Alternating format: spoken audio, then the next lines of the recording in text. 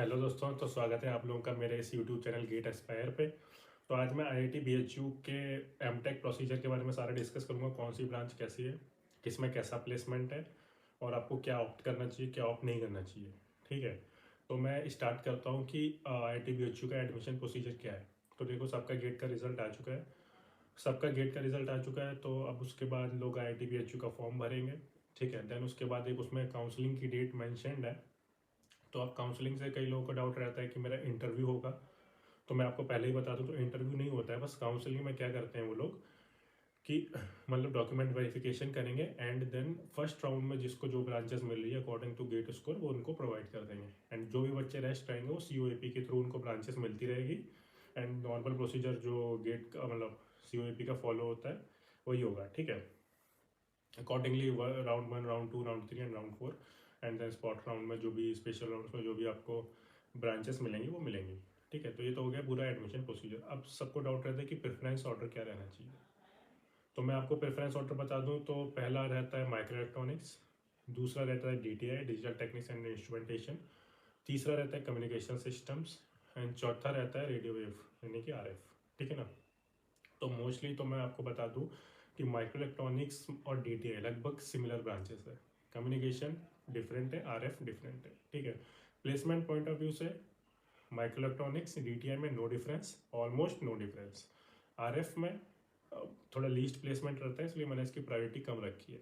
और मैं आपको इन्फॉर्म भी कर दूं कि अगर आपको आईआईटी बीएचयू का आरएफ मिल रहा है तो आप दूसरे कॉलेजेस की तरफ देखना स्टार्ट कर दीजिए। ठीक है ना। आरएफ लेने की मतलब मुझे तो कोई नीड नहीं लगती आईआईटी बीएचयू में। कम्युनिकेशन सिस्टम्स की प्लेसमेंट अच्छी है। ठीक है ना, तो उसको हम कंसिडर कर सकते हैं। बात रहती है कि माइक्रो इलेक्ट्रॉनिक्स किस ब्रांच तक मिल सकता है। तो जनरल के लिए मैं अंडर 500 बात कर लेता हूँ। ठीक है, अंडर 500 तक मिल सकता है, पॉसिबिलिटी है कि मिल जाए। डीटीआई में आप अंडर 800 मान लीजिए, मिल सकता है। और कम्युनिकेशन में थोड़ा सा 1000 1200 ऐसे तक मिल जाएगा। एंड अगर आप ओबीसी हैं तो आप प्लस माइनस 200 कर लीजिए, SC ST हैं तो प्लस माइनस 400 इस रैंक कर लीजिए। ऑलमोस्ट इतना मैं बता रहा हूँ अंदाजे से।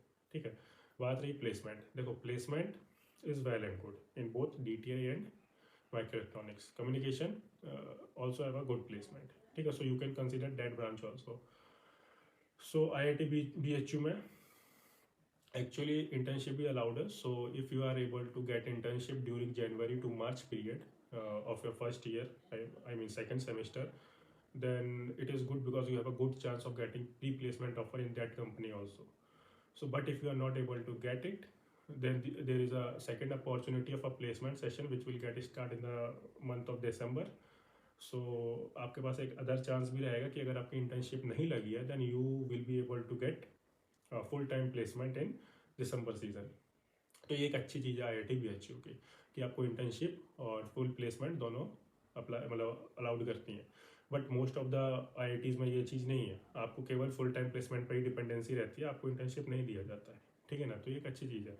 एंड जो माइक्रो इलेक्ट्रॉनिक्स डीटीआई का जो प्लेसमेंट है वो वेल एंड गुड है, आप उसे कंसिडर कर सकते हैं। बट कम्युनिकेशन में भी अच्छा प्लेसमेंट है, बट कम्युनिकेशन के स्टूडेंट्स को थोड़ी ज़्यादा हार्ड वर्क करना पड़ेगा। वो कैसे में वो मैं बताऊंगा जब मैं करिकुलम की बात करूंगा। ठीक है, तो आप कंसिडर करने के लिए आप micro electronics DTI communication consider कर सकते हैं। आरएफ अगर आपको मिल रहा है तो I will recommend that you should look at the different IITs or NITs because you may get a better opportunity in that IITs or NITs, an institution that you will be able to get through your GATE score. ठीक है, but अगर आपको ये तीन मिल रहा है micro electronics DTI communication, then you can go to IIT BHU also. Curriculum point of view से बात करें तो माइक्रो इलेक्ट्रॉनिक्स और डीटीआई का ऑलमोस्ट सेम करिकुलम है। माइक्रो इलेक्ट्रॉनिक्स में थोड़ा मतलब डिवाइसेस की बात कर लेते हैं एंड आईसी फैब्रिकेशन की बात कर लेते हैं, बट डीटीआई में आईसी फैब्रिकेशन की बात हम नहीं करते।